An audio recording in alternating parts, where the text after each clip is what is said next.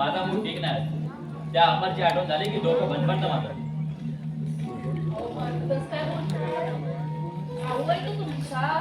अश्विनी, जखमेवर उगाच मिळू नकोस. आधीच कालच्या प्रकारानं मन बेचैन झालंय माझं. आता काय झालं आणखी? या अमरनं आमच्या समंजसपणाच्या सर्व सीमा तोडण्याचा प्रयत्न केलाय. काल त्यांना लिलावाच्या ठिकाणी आमची बरोबरी करून आम्हाला अपमान करायचा प्रयत्न केला. प्रत्येक ठिकाणी कुमार देशपांड्यांना संपवण्याची प्रतिज्ञा करून या शहरात आलेला दिसतो. म्हणजे मी समजलो नाही काय ते. अहो म्हणजे त्याने नुसतं धंद्यातच नाही तर घरच्या बाबतीत सुद्धा विष घालवायला सुरुवात केली. तुला काय बोलायचं ना ते स्पष्ट बोल. थांब.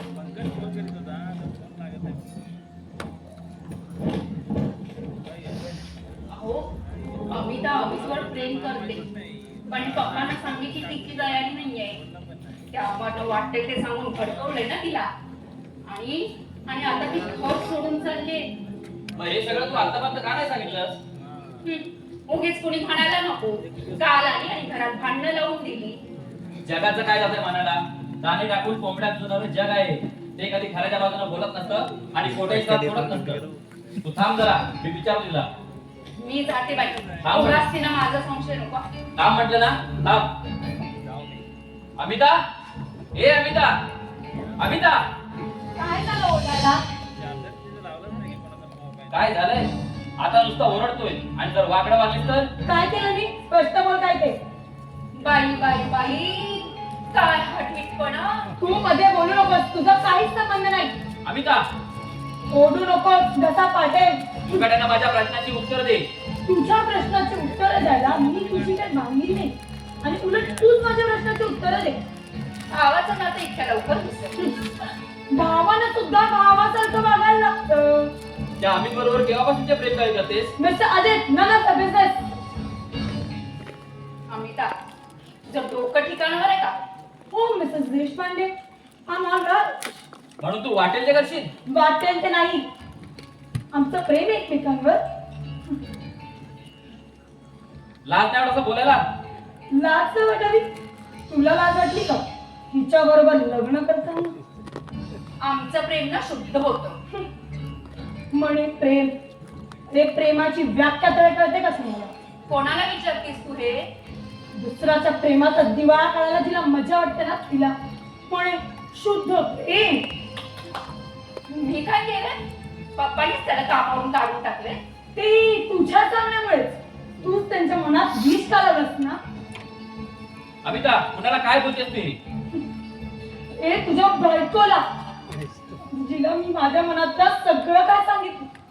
पण मी ना केसानं गळा कापला माझा. आम्ही लग्न करणार आहे आणि अमर भैया आमचं लग्न लावणार आहे. शरम नाही असं बोलायला? शरम का वाटावी? तो भाऊ आहे माझा. हो मान्य लगा होईना पण नातं आहे आमचं. तुला माझ्या सुखाची काळजी आहे का? नाही तर मी त्याला सांगितलं तू कुठे काय बिघड. अमिता तू आता तू मध्ये बोलू नकोस. आधी तेल ओतून मोकळी झालीस आणि आता वर सारवासारच करतेस. अमिता, मुकाट्यात तोंड बंद कर, नाहीतर खबरदार. तो अधिकार तू केव्हाचा गमावलाय. अमिता, कोणाला काय बोलतेस तू? बायकोच्या म्हणण्याला नंदी बैलासारखं मान हलवणारा या शुंभाला बोलतेय मी. जा, चालते हो माझ्या नजरेसमोरून. I say get out. ओढू नकोस. जाणारच आहे मी आज, आता आणि या क्षणी. अमिता, अमिता आली. अहो काय केलं ते? अशानं निघून जाईल मी आणि त्यांच्या पप्पाला काय सांगणार? योग्यच केलंय मी. कुठे जाणार नाही. आलोच मी.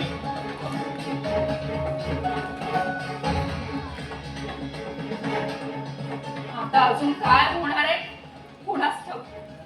आशू, अरे आशू.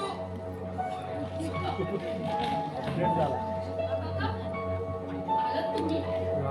कसं काय चाललंय ते?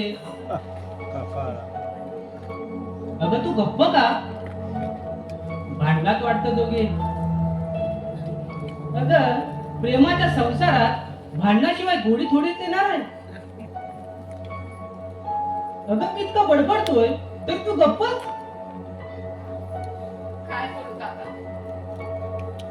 कालपर्यंत नंदनवन होत, आज वाळवंट झालं या घराचं. अगं पण असं झाले तरी काय? पप्पाने आरोप करून अमितला कामावरून काढून टाकलं आणि आता अमिता त्याच्यासाठी घर सोडून चालली. अगं पण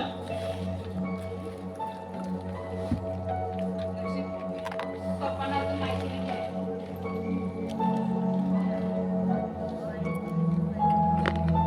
अमिता,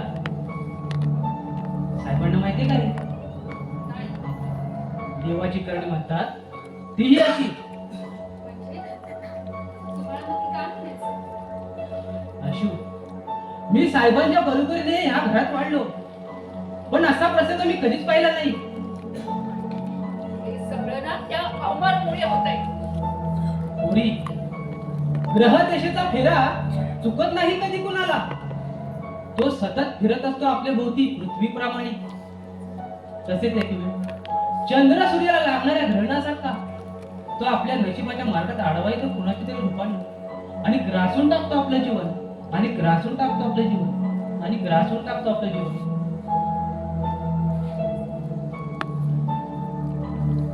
ग्रहदशेचा खेळ चुकेल केव्हा तरी, पण या अमरचा खेळ चुकणार नाही कधी. अमर अमर अमर त्याचं नाव ऐकून डोकं उठले माझं. तू काय उभी आहेस? सदा इथून काय करू रे? त्या अमरच्या नुसत्या नावाने आग आग होती माझी. देव अशा माणसांना जन्माला कधी का घालतो? I hate you Amar, I hate you, I hate you. बराच जप चाललाय माझ्या नावाचा. जपच नव्हे, तुझी उत्तर पूजा करायची वाटते मला. अरे तुझ्यासारख्या पाजी माणसाला तर कोण सांभाळून बोल. काय माझी महिना गेला रे? चोर तो चोर आणि वर शिरचोर.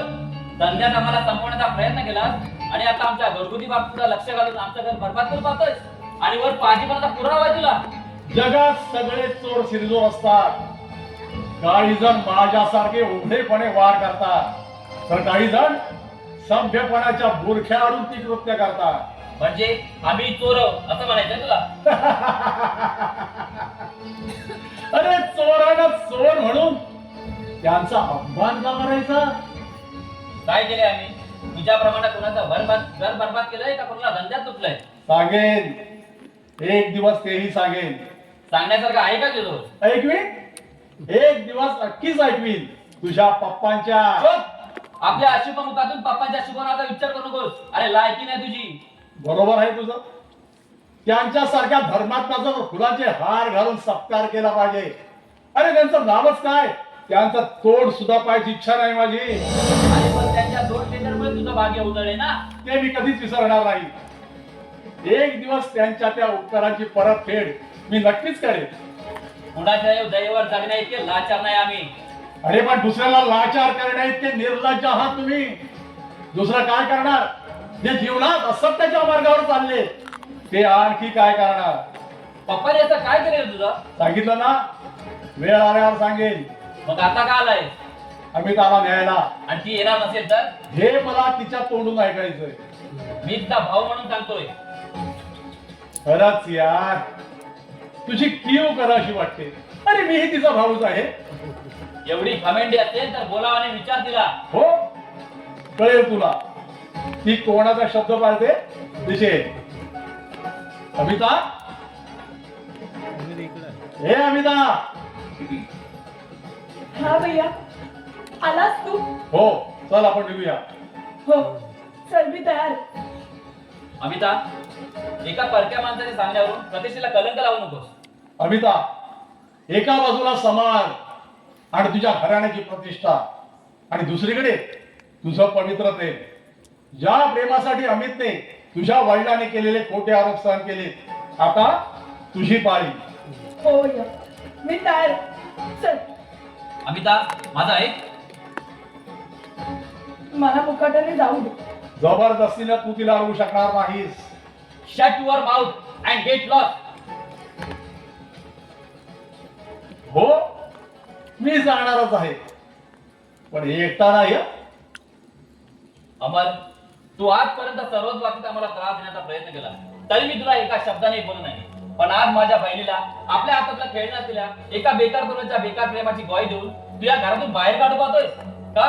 कशासाठी? काय बिघडलं तुझा आम्ही? काय संबंध आहे तुझा आणि आमचा? बोल, काय असे आघात करतोस तू आमच्यावर? काय बिघडवलंय तुम्ही माझं? काय संबंध तुमचा आणि माझा? काय गुन्हा आहे तुमचा? मग का स्पर्धा करतो मी तुमच्याशी? का असे आघात करतो मी तुमच्यावर? हे मला विचारण्यापेक्षा आपल्या बापाला जाऊन विचार. आणि त्याच्याजवळ या प्रश्नाची उत्तरे नसतील तर स्वतःच्या मनाला विचार. हा अमिता, हो भैया चल. अमिता, अमिता, अमिता, माझा आई, काय केलंस तू हे अमिता? काय केलंस तू?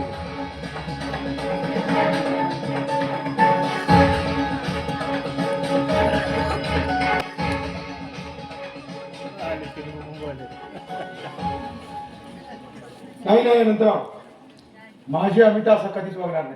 साहेब तुम्ही काही म्हणा, पण या आपण आता कहरच केलाय.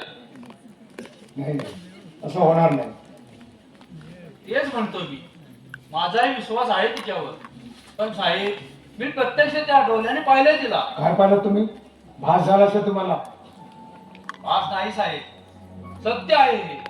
हो साहेब, ती एकत्र खरेदी करत होती आणि महत्वाचं म्हणजे ती एकत्र फिरत सुद्धा होती. असं मग आता पक्का घेऊया. अमिता, ए अमिता, जुमा, ए जुमा, अमिता कुठे? साहेब अमिता त्या अमर बरोबर हे घर सोडून गेली. काय म्हणून? हो खरं आहे अरे पण का? कशासाठी? साहेब तिचं अमितवर प्रेम आहे व आपलं लग्न त्याच्याशीच व्हावं असं तिचं म्हणणं होतं. एवढ्यावरून अजित सोबत तिचं भांडण झालं. त्यानं रागाने तिला या घरातून जायला सांगितलं. आणि तिने जाण्याचा निर्णय घेतला मला न विचारता. अरे तिथं साहेबांचा तरी विचार करायचा होता तिला. कधी घडलंय? भाऊबीजीच्या दुसऱ्या दिवशी, शिवाय त्या दिवशी अमर बरोबर तुम्ही जे वागलात त्याचाही राग आलाय तिला. आता खात्री पटली ना साहेब तुमची? अमर, काय छानतोय तू आम्हाला? धंद्यात माझा प्रतिस्पर्धी झाला आणि माझ्या घराची फूट पाडण्याचा प्रयत्न केला. पण का? कशासाठी? तसंच काहीतरी कारण असणार. नाही अनंतराव, मला आता या अमरची भीती वाटायला लागली. भीती? भीती कसली साहेब? हा अमर आता सगळ्या बाबतीत आमचा पराभव करत आलाय. कदाचित आता हातात मिळणाऱ्या त्या सरकारी टेंडर मध्ये सुद्धा पराभव नाही करणार. कशावरून?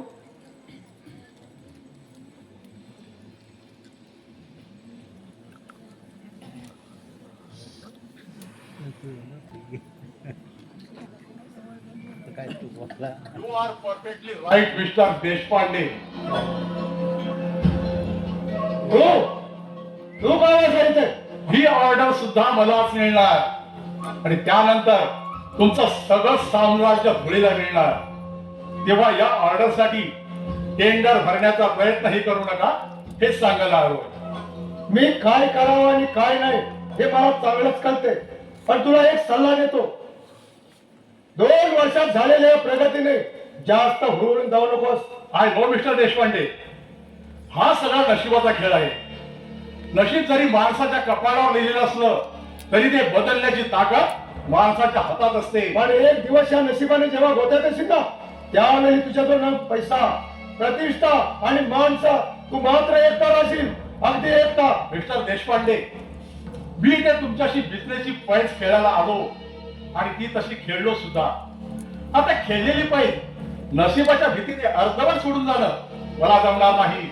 अरे अमर, नशिबामुळे तुझा कथा उलटून पांडवांना सुद्धा वनवास भोगावा लागला. तिथे तुझं काय पाड? चालेल, तिथे कोण लेखाचा पैसा कमवायला आलाय? मी इथं आलो तो फक्त माझ्या आईचा आशीर्वाद घेऊन आणि जाईन तो सुद्धा त्या आशीर्वादाची शिदोरी घेऊनच.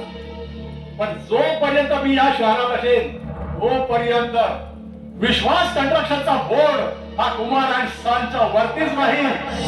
हा आहे माझा. अरे पण आज जर ज्याच्या त्याच्या नशिबाचा खेळ असेल तर एकदा लिहिलेलं नशीब ब्रह्मदेवच्या बापाला तरी बदलता येईल ना पुन्हा? ते मला माहित नाही, पण एवढं मात्र निश्चित आहे की भाग्याचा निर्णय हा याच टेंडरवर अवलंबून आहे आणि तो माझ्याच बाजूने लागणार. मला तुझा जितका आदर वाटतो तेवढाची आदर होतो, पण मी एकदा कुमारला संपवून तुला जर नाव मिळणार असेल तर मी आधीच माघार घेतो, पण माझ्या अमिताला रिटर्न मध्ये पाठव. मिस्टर देशपांडे, मी सुद्धा एक पैजी माणूस आहे. मी इथे आलो व तुमच्याशी बिझनेसची पैस खेळायला आणि ती तशी खेळलो सुद्धा. आता नशिबाच्या रीतीने ही पैस सोडून जाणं मला जमणार नाही.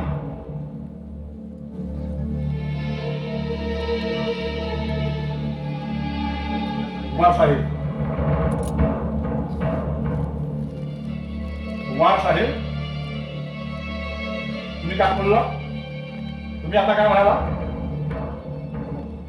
बोला पुढला,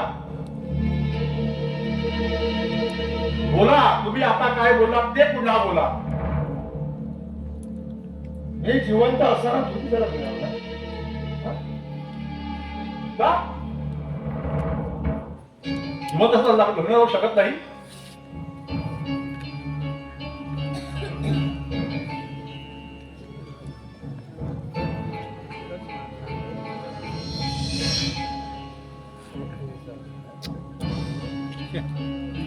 दुसरं काय करणार? आजवर तेच तर तुम्ही केलं.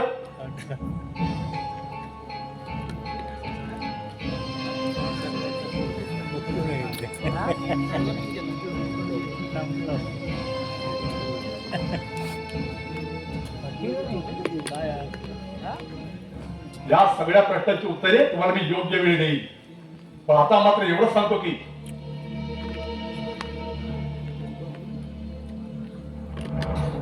इतकं सांगतो की काय बोलला? अमिताचं लग्न लावून देणार, नक्कीच देणार. मी जिवंत असताना तू त्याला मिळणार, जगात मला कमीपणा करणार आणि असं झालं तर तुला मी जिवंत ठेवणार नाही. काय वाटतोस तू? काय वाईट केलं मी? बोल, काय सांगतोस तू मला? या प्रश्नाची उत्तरे योग्य वेळी देईल मी, पण आता मात्र एवढंच सांगतो की हे टेंडर मला मिळाल्यावर तुमच्या उरल्या सुरल्या आशाही धुळीला मिळतील. कदाचित सर्वात आधी तुम्ही संपलेले असाल, तेव्हा बेलाशक तुम्ही माझ्याकडे या. मी बनवलेल्या कॉम्प्लेक्स मध्ये एक ब्लॉक मी तुमच्यासाठी ठेवेन, तुमच्या त्या 2 टेंडरचे उपकार म्हणून. अच्छा, मग टेंडरचा निकाल लागल्यावर भेटूच आपण. Good bye, good bye mister Deshpande. Good bye. टेंडरचा निकाल तुला आत्ताच कळेल, तेव्हा तुला कुमारच्या ताकदीची खरी ओळख पटेल. बस ठरलं. अनंतराव, 25 वर्षापूर्वी जे झालं होतं तेच आता पुन्हा होईल. म्हणजे काय होईल साहेब? घात, विश्वासघात. या कुमार मधला राक्षस जागा केला या अमरनं. नर राक्षस तो आता थंड होईल, त्याचा सर्व नाश करूनच.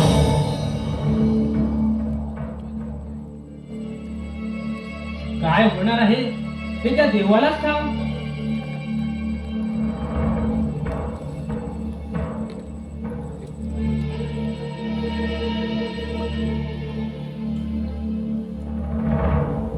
अनंतराव,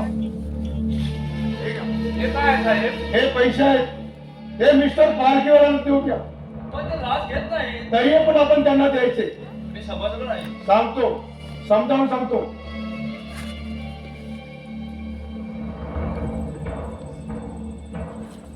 मग ताबडतोब निघा. पुढचं आलंय माझ्या लक्षात. मग ताबडतोब निघा आणि तिथून महाबळेश्वरला जावा.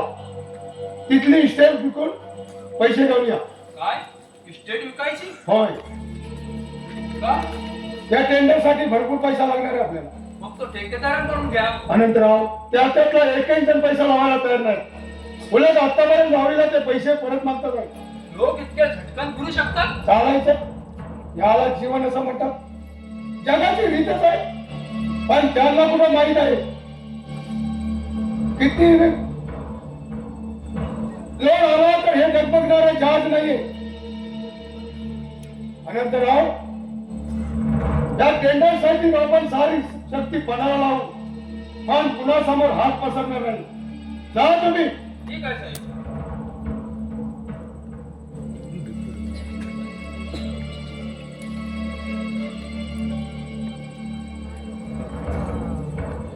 देवा, अरे काय तुझा हा खेळ?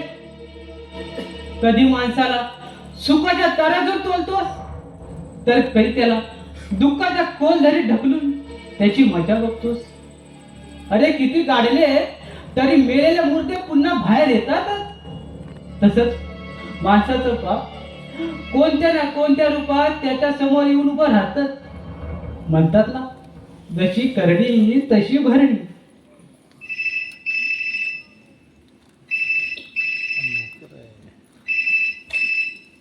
हॅलो, काय म्हणताय? साहेबांना बोलावू? थांबा, बोलावतो. साहेब, अहो साहेब, अहो फोन आलाय.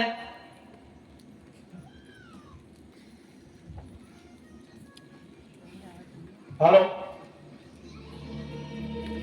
कुमार बोलतोय. कोण? पालकी बाबा बोला साहेब.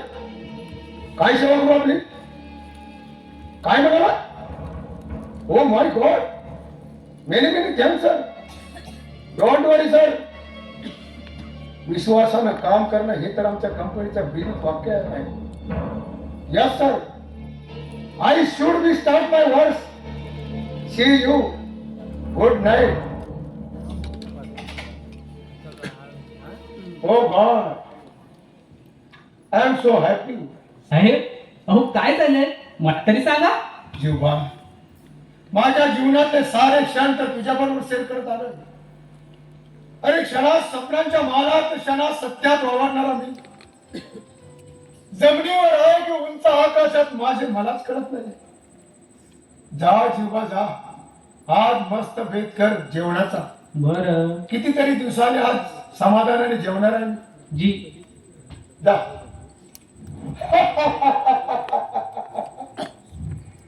शेवटी माझ्या आयुष्यात पुन्हा विजयाची चावल लागलीच. अमर भले भले आले आणि गेले, पण या कुमारच्या अडलपणाला हलवण्याचे स्वप्न स्वप्नच राहिले. कुमार स्थिर आहे त्या ध्रुव तारासारखा.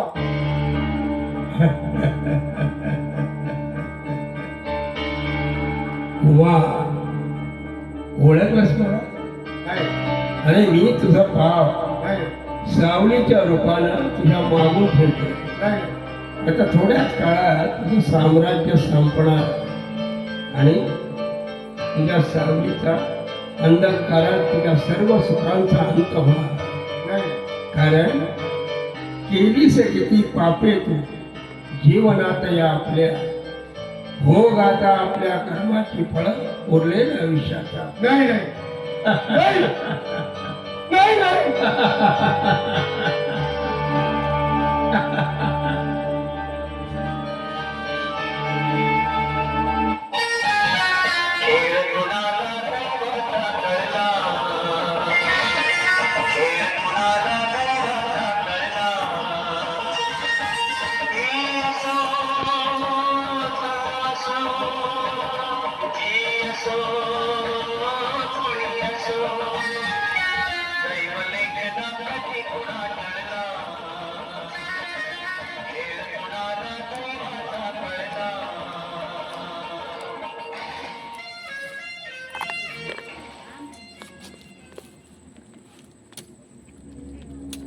पप्पा, ओ पप्पा, पप्पा, ओ पप्पा. अश्विनी, ए अश्विनी, अश्विनी.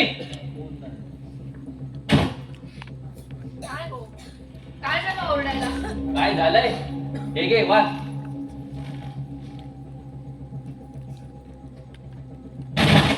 कळलं काय झालं ते? मला वाटतं या अमरचा डोका फिरलाय. मला तर बाई भीतीच वाटते आता. किती हलका बुडालाय माझ्या अंगाचा. मला वाटतं हा स्वतः बरोबर दुसऱ्याला एक खड्ड्यात घालणार आहे. पण असं करायची त्याला गरजच आम्हाला संपवायचं आहे ना त्याला. मग आता काय करायचं? पाहू, माझं तर डोक्यात चालत नाही.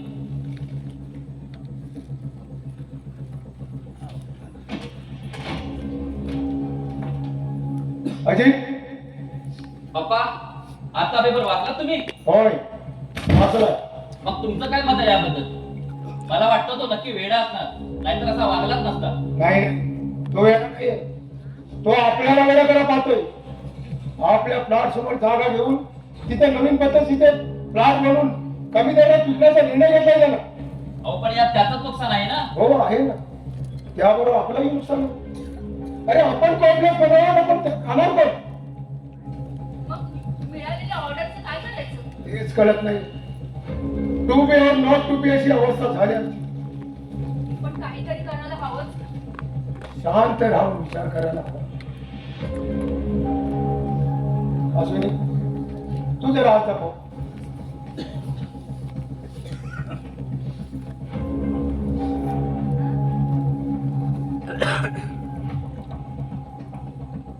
अजित, मला तुझ्याशी बोलायचं. या टेंडरवर मी माझं सर्वस्व पणाला लावलं.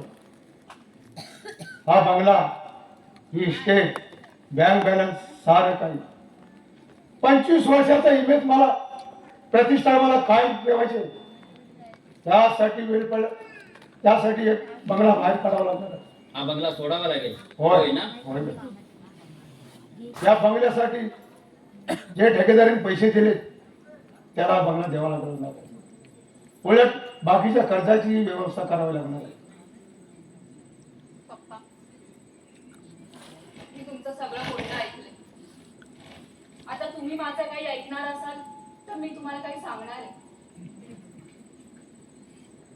बोल बेटी, काही ऐकायची तयारी माझी.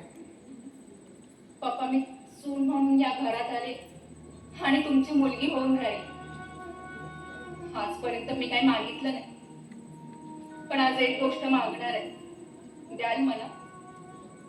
अश्विनी, हे बद्दल काय सुचत तुला आज? हा म्हणजे बोल बेटी, काय हवं तुला? मी सांगेन ते ऐकायचं वचन हवंय मला. आपलं मरण समोर दिसत असताना अंगावरचा कवच कुंडल काढून देणाऱ्या कर्णाच्या औषधला मी, माझा शब्द हेच माझं वचन असतं. बोल बेटी, काय करू? मी आलीच.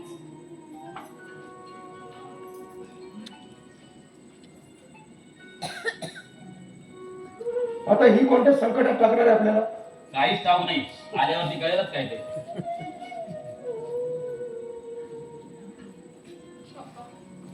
आता हे काय आणलंस?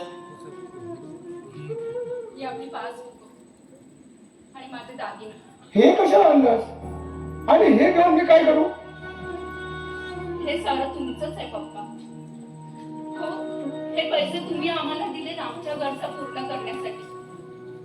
आज तुम्हाला याची गरज असताना आम्ही जर या पैशावर मौज करत राहिलो तर जग हसेल आम्हाला. आणि दागिन्याची पेटी, ही जरी कन्यादानाच्या वेळी माझ्या वडिलांनी मला दिली असली तरी मला तिचा मोह नाही. पप्पा, सोन्याचा दिला हा दागिना माझा खरा दागिना नाही. तर हे घर, यातली शांती, येणारी सुख दुःख आणि त्यासाठी असणारं माझं कर्तव्य हाच खरा माझा दागिना. म्हणून हे सगळं मी आज तुमच्या स्वाधीन करते पप्पा.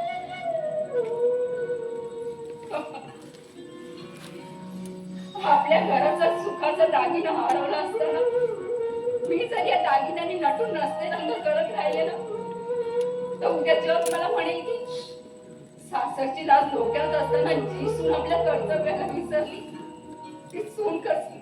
अश्विनी, पप्पा, नाही म्हणू नका. काय आहे सगळं?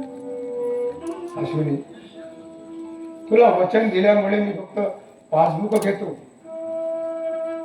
पण ही दागिन्याची पेटी घेणार नाही. म्हणजे तुम्ही अजून मला आपली मुलगी मानलेली दिसत नाही. नाहीतर माझ्या वस्तूंचा असा अवघड केला नसता. हो ना पप्पा. नाही बेटी, तसं नाही. मग कसं पप्पा? आजपर्यंत आम्ही तुमच्या आज्ञा पाळल्या, आता तुम्ही आमचं ऐका. अजय, तुमचा गैरसमज झाला. अरे हिचे दागिने घाण टाकणं म्हणजे माझ्या मुलीचे दागिने घाण टाकण्यासारखे झाले. कारण माझ्या मुलीपेक्षा जास्त प्रेम करतो मी सुदेवा, म्हणून हे दागिने मी घेणार नाही. पप्पा, या दागिन्यांचा उपयोग अडचणीच्या वेळी करायचा नाही, तर त्या काही शोकेस मध्ये ठेवायच्या. पप्पा प्लीज नाही म्हणू नका. हो, या घरासाठी काहीतरी करायची संधी मला द्या. आणि या वस्तू तुम्ही घेतल्या नाहीत ना, तर आजपासून तुमचं आणि माझं नातं संपलं. हा माझी असं भलतच काही बोलू नकोस. घेतो मी या वस्तू.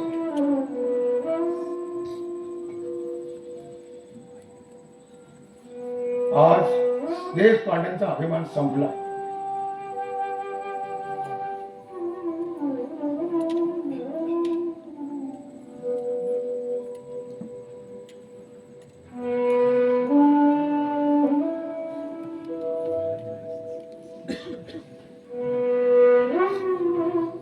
अजित, ती बाहेर जाऊ. थांबा पप्पा, मी येतो बरोबर.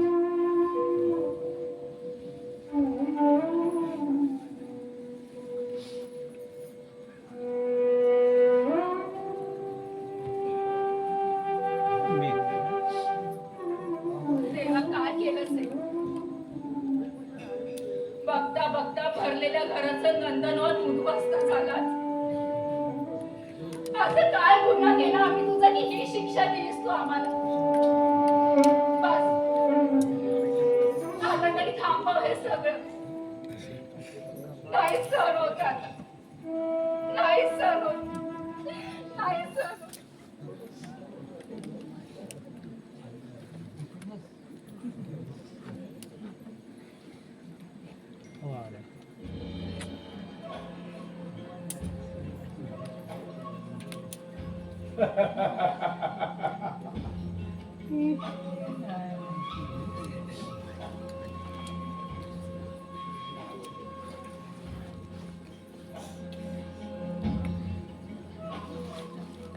शांतता,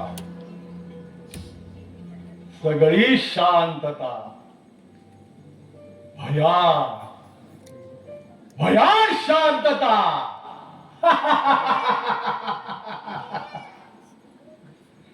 नंदन वनाचं वाळवंट झालंय. कालपर्यंत प्रतिष्ठेच्या शिखरावर असलेलं हे घर आज कर्जाच्या सागरात बुडून गेलंय.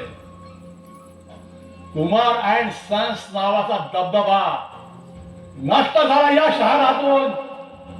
मी केलाय तो.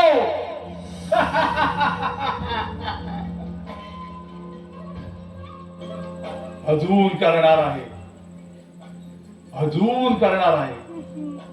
या जगातून हद्द पार करणार आहे तुम्हाला, अगदी कायमच.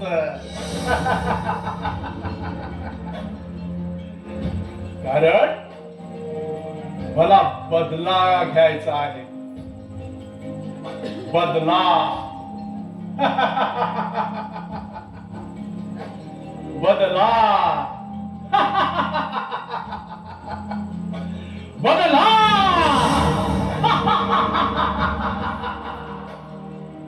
काय झालं ओरडायला? का आलेस तू इथे? का येऊ नये मी? येण्यासारखं काय बाकी ठेवलंयस? आमच्या परिस्थितीची हेटाळणी करायला आलायस? छे छे छे छे छे छे. इतक्या हलक्या प्रवृत्तीचं नाही मी. उपकार करताना रस्ता तळायला नेणाऱ्याने स्वतःच्या प्रवृत्तीचे गोडवे पाहुणे कधी. अगं तो तर माझ्या नशिबाचा भाग आहे. पण रस्ता तळाला गेल्यावर सुद्धा बोलण्याचा ताकदपणा कायम आहे अजून. सिंह म्हातारा झाला ना तरी तो सिंहच असतो. तरी सुद्धा त्याची भीती इतर जनावरांना नसते. दुसऱ्याच्या परिस्थितीची हेटाळणी करायला किंवा त्याचा फायदा घ्यायला मी काही कुमार देशपांडे नाही. खबरदार, पप्पांवर असे आरोप करशील तर का का सत्य पचवता येत नाही असत्याचा अंगीकार करणाऱ्याने सत्याची भाषा बोलू नये कधी.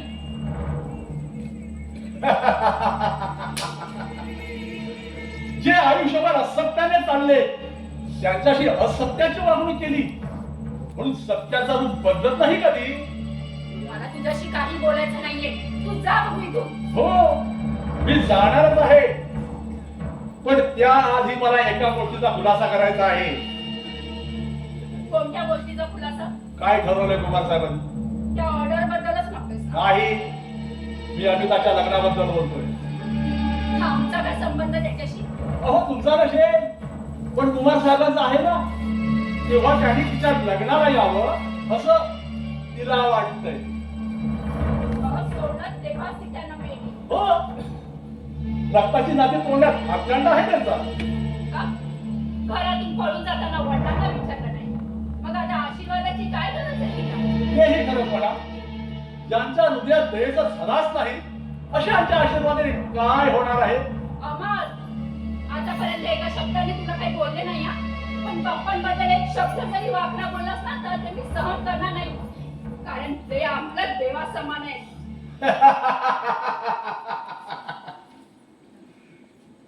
हं? म्हणे देव ज्याच्या अंगात सच्चेपणा नाही तो देव. ज्याच्या हृदयात भूतदया नाही तो देव. ज्याचं हृदय पाषाणापेक्षाही कठोर आहे तो देव. अगं उपकार करण्यावर फिरणाऱ्या त्या कृतज्ञाला माणूसही म्हणू नये कुणी. रूप माणसाचं आणि कर्म सैतानाचं अशा या उलट्या काळजाच्या या तुझ्या देवाला या जगात कायमचा बर्बाद केला नाही ना तर नावाचा अमर नाही मी.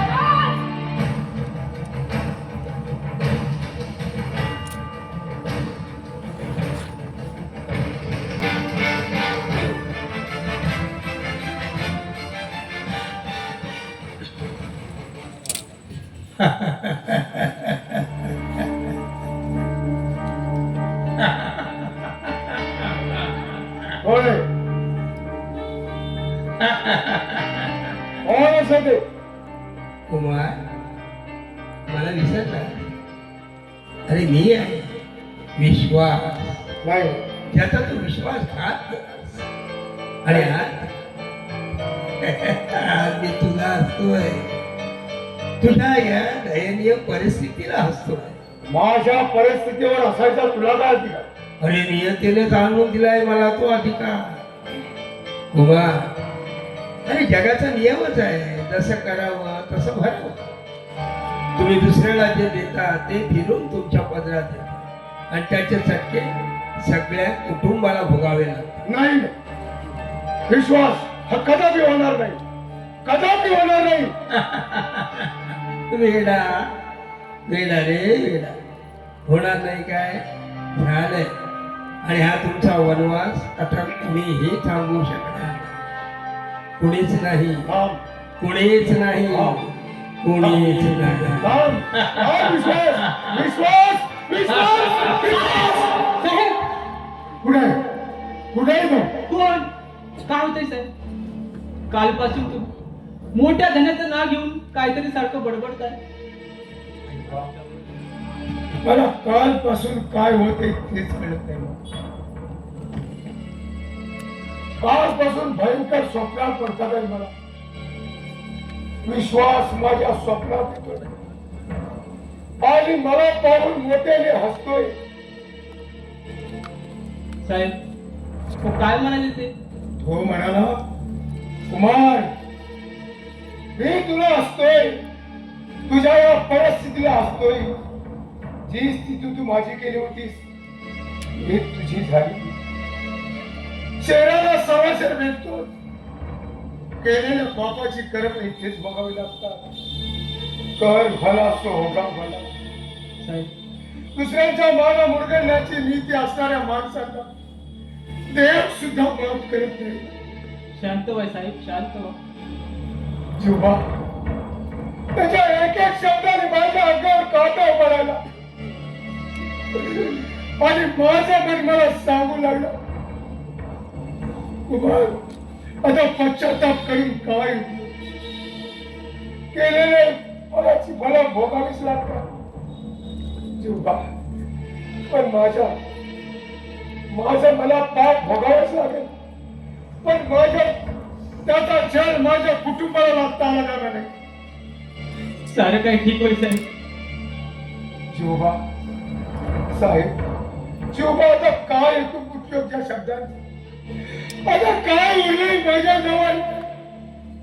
सगळं काही संपलंय.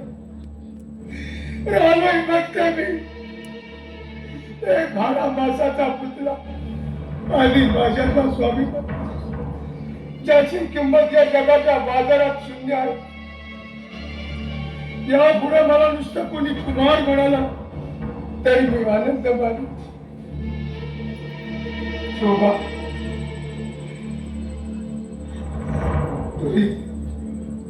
साहेब, माझ्या दृष्टीने तुमची किंमत अजून तीच आहे. शोभा, ही तुझी श्रद्धा मिळते. आणि या जगात पैशानेच माणसाला दर्जा ठरतो. ज्याच्याकडे पैसा नसेल त्याची किंमत या जगाच्या बाजारात शून्य असते. पप्पा, मी जिवंत असेपर्यंत तुम्हाला चिंता करण्याचं काहीच कारण नाही. तुम्हाला आणि अश्विनीला दुःखाची जळ मी कधीच लागू देणार नाही. एक वचन द्या मला. कसं विनंती? पप्पा, यापुढे मागील गोष्टींचा विचार करायचा नाही. आपण नव्याने सुरुवात करू आणि आपली गेलेली शान परत मिळवू. तुझ्या बोलण्याने मला विश्वास वाटू लागलाय की खरंच आपण पहिला मोबाईल आपण परत मिळू. पप्पा, देशपांडे घराण्याचं वैभव कधी गेलं नाही आणि जाणार आहे. बेटी, तुझ्या रूपाने लक्ष्मीच बोलली बघ. पण जे नशिबात असतं शेवटी तेच होतं. जेव्हा नशिबावर विश्वास ठेवणारा मी नाही, पण आज मला खात्री पटली की ज्या बंगल्यात मी वाढलो, मोठा झालो, खेळलो, मोठमोठ्या वाड्यात उलाढाल केला, त्याच बंगल्याला आज मला मुकावं लागते. यालाच नशीब म्हणत का? चला पप्पा, अधिक थांबलो तर जुन्या आठवणीने सगळ्यांचे जीव कासावीस होते. खरं आहे तुझं म्हणणं. माणसाचं सर्वस्व नष्ट झालं तरी तिच्या स्फूर्ती नष्ट होत नाही. तर ते हत्तीच्या पावलासारखा आपला कसा मनाच्या ओलसर भूमीवर मागे ठेवूनच जातात. तोही निघ आता. आमच्या मुलं तुझं आयुष्य बरबाद व्हायला नको. आम्ही काय वाट कुठे तिकडे जाणार, जगता येईल तसं जगणार. तू तरी दुसऱ्या तरी बघ. जशी आतापर्यंत आमची सेवा केलीस तशी त्याची सेवा कर. कधी गुन्हा बोललो असेल तर विसरून जा आणि तुझ्या या गरीब साहेबाला माफ कर. साहेब,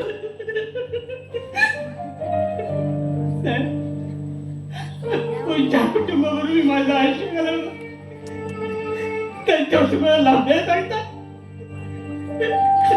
आणि मी असं वागलो तर नरकात तरी जागा मिळेल का मला?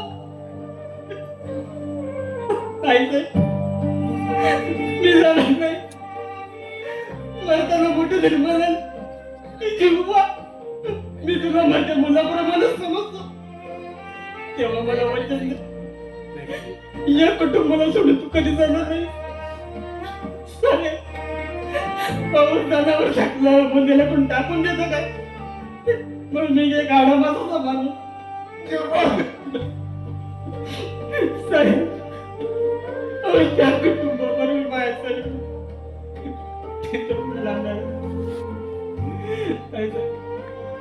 मी जाणार नाही.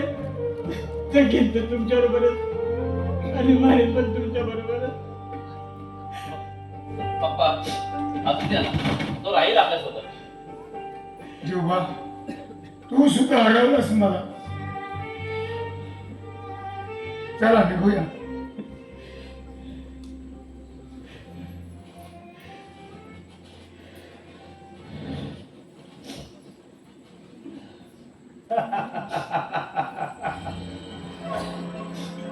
Good night everybody. तो नवं जीवन तुम्हा सर्वांना सुखाचं आणि समृद्धीचं जावो. आज छळतोस तू आम्हाला. अजून किती पिछा करणार आमचा? पिच्छा आता पिच्छा करण्यासारखं उरलंय काय तुमच्याकडे mister Deshpande? You are finish, you are finish mister Deshpande. अमर जीव काय मी तुझा. दुसरं काय करणार? काय करणार?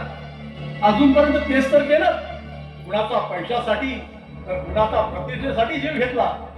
खबरदार पप्पांवरचे आरोप केलेस तर एकदा नव्हे 10 वेळा करेन. 3दा 10 वेळा. कोणाचा जीव घेतला असा मी? पुरावा आहे माझ्याजवळ. कोणाचा जीव घेतलाय मी?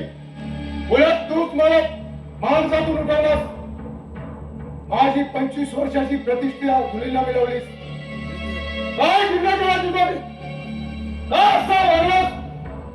का असा आघात केला सत्यावर? कोण? का छळतोस तो कोणाचा? का आघात केला मी तुमच्यावर? का विश्वासघात केला मी तुमचा? ऐकायचंय तुम्हाला? सांगण्यासारखं आहे काय तुझं? 25 वर्षापूर्वीची गोष्ट आहे ती. याच बंगल्यात घडलेली. आनंदराव नावाचे एक इंजिनियर राहत होते. त्यांना 2 मुलगे होते. एक कुमार आणि दुसरा विश्वास. वडिलांनी दोघांनाही इंजिनियर केलं. दोघेही आपले व्यवसाय स्वतंत्रपणे करत होते. विश्वासने आपला व्यवसाय भरपूर वाढवला तर कुमारने आपल्या वाईट संगतीमुळे सर्व काही गमावलं होतं. पर्यायाने त्याची नजर आपल्या भावाच्या वैभवाकडे वळली. त्याने विश्वासरावांच्या पेला हाताशी धरला आणि एक कपट कारस्थान रचलं. खरं बोलतोयस ते? खरं तर पुढेच आहे. कुमार सगळं काही गेल्यामुळे विश्वासच्या आश्रयाला आला. विश्वास हलक्या मनाचा होता. भावाच्या पडद्याकाळात आपण त्याला मदत करायला पाहिजे असं विश्वासच्या पेन विश्वासाला सांगितलं आणि त्याने ते मानलंय. पण आपण भावाला नव्हे तर मानवरूपी कालियाला जवळ करतोय हे त्याला माहित नव्हतं. विश्वासने आपल्या भावाला धंद्यासाठी मदत केली पण हा साप आपल्या उपकार करण्यावर डसण्याची वाट बघत होता. पुढे तेच झालं जे महेंद्रनाथ आणि कुमारने ठरवलं होतं. त्याने हळूहळू विश्वासरावांच्या धंद्यावर आणि संपत्तीवर कब्जा करायला सुरुवात केली. विश्वासरावांचा विश्वासघात झाला आणि त्याच धक्क्याने ते मरण पावले. तुला कुणी सांगितलं सारं? शिवबा काका खोटं आहे का ते? शेवटी मरते वेळी आपली संपत्ती आणि बंगला त्याने भावाच्या स्वाधीन केला आणि त्याच्याकडून त्याने एक वचन मागितलं की आपल्या पत्नीचा आणि होणाऱ्या बाळाचा त्याने सांभाळ करावा. पण या नराधमानं वचनाची साड न बाळगता त्या गर्भवती बाईचे हाल हाल करून तिला जीवे मारण्याची धमकी दिली. शेवटी भयभीत होऊन ती माऊली त्यांना म्हणाली, भाऊजी भाऊजी मला मारू नका हो. मी हे घर सोडून निघून जाईन. पुन्हा कधीच येणार नाही असं म्हणून ती माऊली हे घर सोडून निघून गेली. अगदी कायमची. कराय बोला कराय असं चित्र उभं राहायला माझ्या डोळ्यात. हे सगळं तुला कोणी सांगितलं?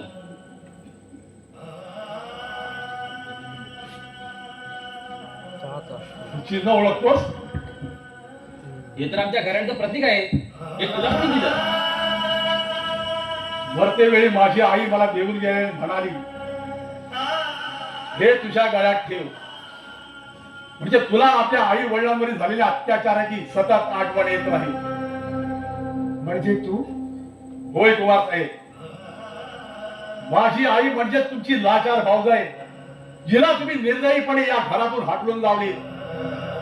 ती श्रीमंत विश्वासरावाची पत्नी आणि मी धनवान असून देखील तुमच्या कृपेमुळं जन्मापुरी देशोधडीला लागलेला तुमचा पुतण्या आणि त्यांचा कुलदीपक अमर विश्वासराव देशपांडे. कुमार साहेब, मी माझ्या आईला दिलेल्या वचनाप्रमाणे त्यांच्या अपमानाचा बदला घेतला, पण तुमच्याप्रमाणे कुटील कारस्थान करून नाही तर धंद्यात तुमची स्पर्धा करून, पण अमिताच्या भगनी प्रेमामुळे आणि स्वतःच्या नात्याची ओळख देऊन मी आपल्यातला वैर संपवतोय. तुमच्याप्रमाणे आपल्याच रक्ताचा घोट घेणारा मी रक्त पिपासू नाही. कुमार साहेब, तुम्ही माझ्या आई वडिलांना लाचारी, अपमान, विश्वासघात याशिवाय काहीच देऊ शकला नाही, पण मी आज त्यांच्या वतीने तुम्हाला बंगल्याचे, ऑफिसचे सर्व पेपर, सर्व कॅश, अश्विनीचे दागिने आणि तुमचे महत्वाचे डॉक्युमेंट्स परत करतोय. आणि मी माझी संपूर्ण प्रॉपर्टी दान केले अमिताला तिच्या लग्नाचा आहेर म्हणून. मी इथे आलो तो फक्त माझ्या आईचा आशीर्वाद घेऊन आणि जातोय तो सुद्धा त्या आशीर्वादाची शिदोरी घेऊनच. कुमार साहेब, तुम्ही माझ्या आई वडिलांवरती केलेल्या आघातापेक्षा मी केलेला आघात हा फारच कमी आहे.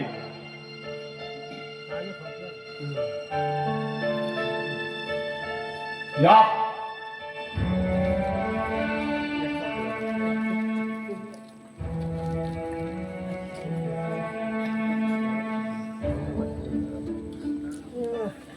हा माझी पश्चातापाची एक संधी दे मला, नाहीतर पश्चातापाच्या दागीत जडत राहील मी. माझं इथून जाणं आणि तुम्ही पश्चातापाच्या आगीत जळत राहणं हेच प्रायश्चित्त आहे तुमचं. यापुढे तुमच्या मार्गात मी आड येणार नाही. आणि तुम्हाला इतकंच सांगू इच्छितो, तुम्ही सुखी राहा, दुसऱ्यांना सुखी करा, दुसऱ्यांच्या सुखात आपलं सुख शोधा, म्हणजे केलेल्या पापाचं शालन होईल. सो पुढला तो आला पिऊ. भैया, कविता, तू इथं? मी तुझी बहीण येणार आहे, मी सांगते. तर मला एक वचन देशील? अगं इतकं सगळं दिलंय तुला, मग आता वचन कसलं हवंय? बोल ना, वचन देशील का? दिलं चल. मग इथून कधीच जाऊ नको हे वचन दे मला. कविता, वचन दे ना रे दादा. अमर, आम्ही त्याचं बोलणं खरं नाही. आपण एकत्र होऊ आणि बिझनेस पुन्हा चालू करू. होय पप्पा, होय भैया, आपण आपली कंपनी नव्याने सुरुवात करू आणि या कंपनीचं नाव असेल Deshpande and sons. Deshpande and sons. Hurray! Hurray!